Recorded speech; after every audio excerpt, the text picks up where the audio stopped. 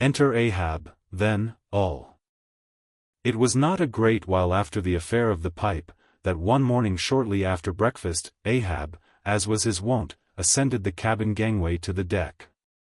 There most sea captains usually walk at that hour, as country gentlemen, after the same meal, take a few turns in the garden. Soon his steady, ivory stride was heard, as to and fro he paced his old rounds, upon planks so familiar to his tread, that they were all over-dented, like geological stones, with the peculiar mark of his walk. Did you fixedly gaze, too, upon that ribbed and dented brow, there also, you would see still stranger footprints, the footprints of his one unsleeping, ever-pacing thought. But on the occasion in question, those dents looked deeper, even as his nervous step that morning left a deeper mark. And, so full of his thought was Ahab, that at every uniform turn that he made, now at the mainmast and now at the binnacle, you could almost see that thought turn in him as he turned, and pace in him as he paced, so completely possessing him, indeed, that it all but seemed the inward mold of every outer movement. Mark him, Flask, whispered Stubb, the chick that's in him pecks the shell. 'Twill soon be out. The hours wore on, Ahab now shut up within his cabin, anon, pacing the deck, with the same intense bigotry of purpose in his aspect. It drew near the close of day. Suddenly he came to a halt by the bulwarks, and inserting his bone leg into the auger hole there, and with one hand grasping a shroud, he ordered Starbuck to send everybody aft. "Sir," said the mate, astonished at an order seldom or never given on shipboard except in some extraordinary case. "Send everybody aft," repeated Ahab. "Mastheads, there. Come down." When the entire ship's company were assembled, and with curious and not wholly unapprehensive faces, were eyeing him, for he looked not unlike the weather horizon when a storm is coming up, Ahab, after rapidly glancing over the bulwarks, and then darting his eyes among the crew, started from his standpoint, and as though not a soul were nigh him resumed his heavy turns upon the deck. With bent head and half-slouched hat he continued to pace, unmindful of the wondering whispering among the men, till Stubb cautiously whispered to Flask, that Ahab must have summoned them there for the purpose of witnessing a pedestrian feat, but this did not last long. Vehemently pausing, he cried, "What do ye do when ye see a whale, men?" "Sing out for him," was the impulsive rejoinder from a score of clubbed voices. "Good," cried Ahab, with a wild approval in his tones, observing the hearty animation into which his unexpected question had so magnetically thrown them. "And what do ye next, men?" "Lower away, and after him." "And what tune is it ye pull to, men?" "A dead whale or a stove boat?" More and more strangely and fiercely glad and approving, grew the countenance of the old man at every shout, while the mariners began to gaze curiously at each other, as if marveling how it was that they themselves became so excited at such seemingly purposeless questions. But they were all eagerness again, as Ahab, now half revolving in his pivot hole, with one hand reaching high up a shroud, and tightly, almost convulsively grasping it, addressed them thus. "All ye mastheaders have before now heard me give orders about a white whale. Look ye. D'ye see this Spanish ounce of gold?" Holding up a broad bright coin to the sun, "it is a $16 piece, men. D'ye see it? Mr. Starbuck, hand me yon topmaul." While the mate was getting the hammer, Ahab, without speaking, was slowly rubbing the gold piece against the skirts of his jacket, as if to heighten its luster, and without using any words was meanwhile lowly humming to himself, producing a sound so strangely muffled and inarticulate that it seemed the mechanical humming of the wheels of his vitality in him. Receiving the topmaul from Starbuck, he advanced towards the mainmast with the hammer uplifted in one hand, exhibiting the gold with the other, and with a high-raised voice exclaiming, "Whosoever of ye raises me a white-headed whale with a wrinkled brow and a crooked jaw, whosoever of ye raises me that white-headed whale, with 3 holes punctured in his starboard fluke, look ye, whosoever of ye raises me that same white whale, he shall have this gold ounce, my boys." "Huzzah! Huzzah!" cried the seamen, as with swinging tarpaulins they hailed the act of nailing the gold to the mast. "It's a white whale, I say," resumed Ahab, as he threw down the topmaul, "a white whale. Skin your eyes for him, men, look sharp for white water, if ye see but a bubble, sing out." All this while Tashtego, Daggoo, and Queequeg had looked on with even more intense interest and surprise than the rest, and at the mention of the wrinkled brow and crooked jaw they had started as if each was separately touched by some specific recollection. "Captain Ahab," said Tashtego, "that white whale must be the same that some call Moby Dick." "Moby Dick," shouted Ahab. "Do ye know the white whale then, Tash? Does he fantail a little curious, sir, before he goes down?" said the gay-header deliberately. "And has he a curious spout, too?" said Daggoo, "very bushy, even for a parmacetti, and mighty quick, Captain Ahab? And he have 1, 2, 3, oh, good many iron in him hide, too, Captain," cried Queequeg disjointedly, all twisk-be-twisk, like him, faltering hard for a word, and screwing his hand round and round as though uncorking a bottle, like him. "Corkscrew," cried Ahab, "Queequeg, the harpoons lie all twisted and wrenched in him. Daggoo, his spout is a big one, like a whole shock of wheat, and white as a pile of our Nantucket wool after the great annual sheep shearing. Tashtego, and he fantails like a split jib in a squall.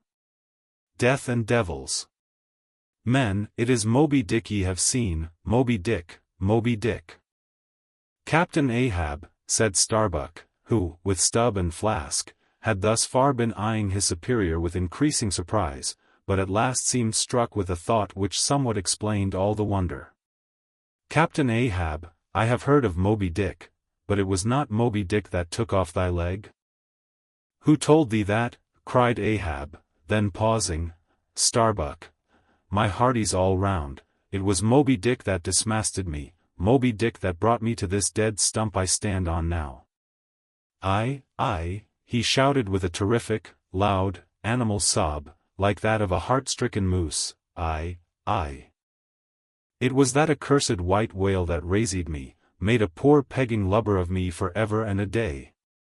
Then tossing both arms, with measureless imprecations he shouted out, "Aye.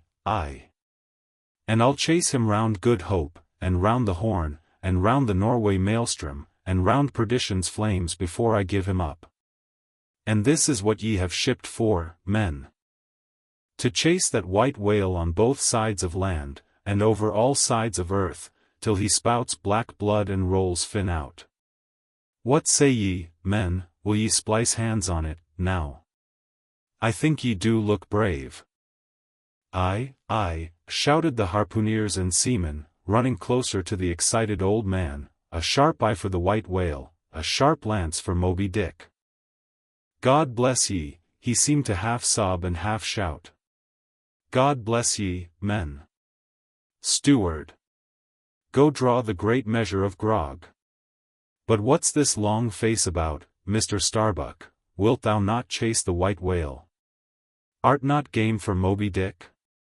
"I am game for his crooked jaw, and for the jaws of death too, Captain Ahab, if it fairly comes in the way of the business we follow, but I came here to hunt whales, not my commander's vengeance."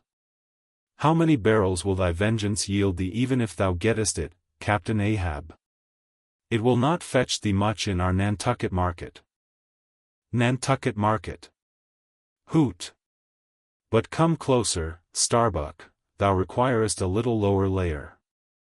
If money's to be the measurer, man, and the accountants have computed their great counting house the globe, by girdling it with guineas, 1 to every 3 parts of an inch, then, let me tell thee, that my vengeance will fetch a great premium here."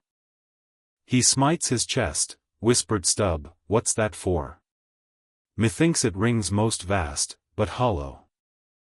"Vengeance on a dumb brute," cried Starbuck, "that simply smote thee from blindest instinct. Madness. To be enraged with a dumb thing, Captain Ahab, seems blasphemous. Hark ye yet again, the little lower layer. All visible objects, man, are but as pasteboard masks. But in each event, in the living act, the undoubted deed, there, some unknown but still reasoning thing puts forth the moldings of its features from behind the unreasoning mask. If man will strike, strike through the mask. How can the prisoner reach outside except by thrusting through the wall? To me, the white whale is that wall, shoved near to me. Sometimes I think there's naught beyond. But 'tis enough. He tasks me, he heaps me, I see in him outrageous strength, with an inscrutable malice sinewing it. That inscrutable thing is chiefly what I hate, and be the white whale agent, or be the white whale principal, I will wreak that hate upon him. Talk not to me of blasphemy, man, I'd strike the sun if it insulted me. For could the sun do that, then could I do the other, since there is ever a sort of fair play herein, jealousy presiding over all creations. But not my master, man, is even that fair play. Who's over me? Truth hath no confines. Take off thine eye. More intolerable than fiends' glarings is a doltish stare. So, thou reddenest and palest, my heat has melted thee to anger glow. But look ye, Starbuck, what is said in heat, that thing unsays itself. There are men from whom warm words are small indignity. I meant not to incense thee. Let it go. Look.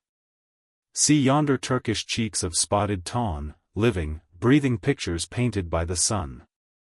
The pagan leopards, the unrecking and unworshipping things, that live, and seek, and give no reasons for the torrid life they feel.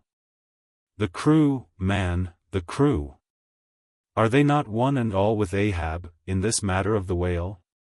See Stubb. He laughs. See yonder Chilean. He snorts to think of it. Stand up amid the general hurricane, thy one tossed sapling cannot, Starbuck. And what is it? Reckon it. 'Tis but to help strike a fin, no wondrous feat for Starbuck. What is it more? From this one poor hunt, then, the best lance out of all Nantucket, surely he will not hang back, when every foremast hand has clutched a whetstone? Ah! Constraining seize thee, I see. The billow lifts thee. Speak, but speak, I. Thy silence, then, that voices thee. Aside, something shot from my dilated nostrils, he has inhaled it in his lungs. Starbuck now is mine, cannot oppose me now, without rebellion. God keep me, keep us all, murmured Starbuck, lowly. But in his joy at the enchanted, tacit acquiescence of the mate, Ahab did not hear his foreboding invocation, nor yet the low laugh from the hold, nor yet the presaging vibrations of the winds in the cordage, nor yet the hollow flap of the sails against the masts, as for a moment their hearts sank in. For again Starbuck's downcast eyes lighted up with the stubbornness of life, the subterranean laugh died away, the winds blew on, the sails filled out, the ship heaved and rolled as before. Ah, ye admonitions and warnings! Why stay ye not when ye come? But rather are ye predictions than warnings, ye shadows. Yet not so much predictions from without, as verifications of the foregoing things within. For with little external to constrain us, the innermost necessities in our being, these still drive us on. The measure! The measure! Cried Ahab. Receiving the brimming pewter, and turning to the harpooneers, he ordered them to produce their weapons.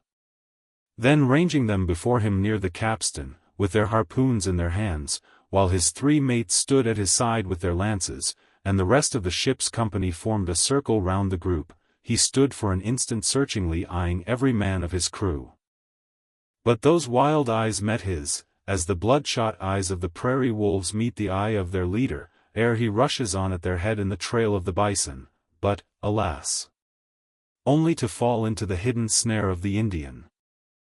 Drink and pass, he cried, handing the heavy charged flagon to the nearest seaman. The crew alone now drink. Round with it, round. Short draughts, long swallows, men, 'tis hot as Satan's hoof. So, it goes round excellently. It spiralizes in ye, forks out at the serpent's napping eye. Well done, almost drained. That way it went, this way it comes. Hand it me, here's a hollow. Men, ye seem the years, so brimming life is gulped and gone. Steward, refill. Attend now, my braves. I have mustered ye all round this capstan, and ye mates, flank me with your lances, and ye harpooneers, stand there with your irons, and ye, stout mariners, ring me in, that I may in some sort revive a noble custom of my fishermen fathers before me. O men, you will yet see that, ha! Boy, come back. Bad pennies come not sooner. Hand it me. Why, now, this pewter had run brimming again. Art not thou Saint Vitus imp, away, thou ague. Advance, ye mates. Cross your lances full before me. Well done. Let me touch the axis. So saying, with extended arm, he grasped the three level, radiating lances at their crossed center, while so doing, suddenly and nervously twitched them, meanwhile, glancing intently from Starbuck to Stubb, from Stubb to Flask.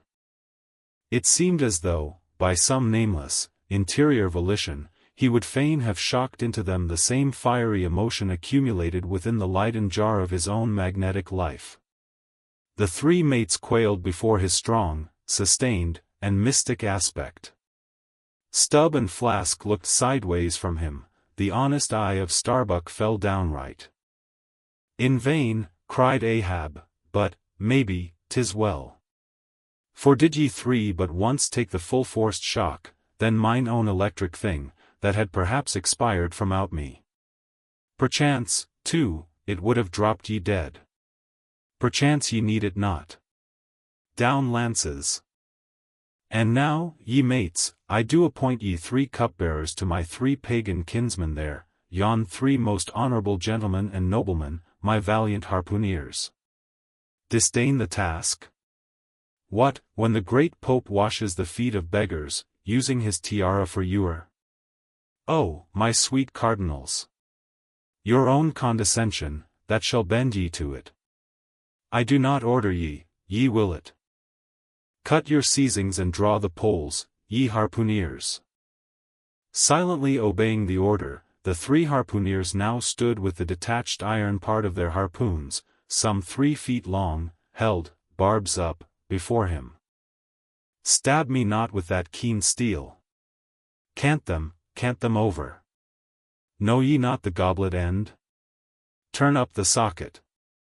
So, now, ye cup-bearers, advance. The irons. Take them, hold them while I fill. Forthwith, slowly going from one officer to the other, he brimmed the harpoon sockets with the fiery waters from the pewter. Now, 3 to 3, ye stand. Commend the murderous chalices. Bestow them, ye who are now made parties to this indissoluble league. Ha! Starbuck. But the deed is done. Yon ratifying sun now waits to sit upon it. Drink, ye harpooneers. Drink and swear, ye men that man the deathful whaleboat's bow, death to Moby Dick. God hunt us all, if we do not hunt Moby Dick to his death. The long, barbed steel goblets were lifted, and to cries and maledictions against the white whale, the spirits were simultaneously quaffed down with a hiss. Starbuck paled, and turned, and shivered. Once more, and finally, the replenished pewter went the rounds among the frantic crew, when, waving his free hand to them, they all dispersed, and Ahab retired within his cabin.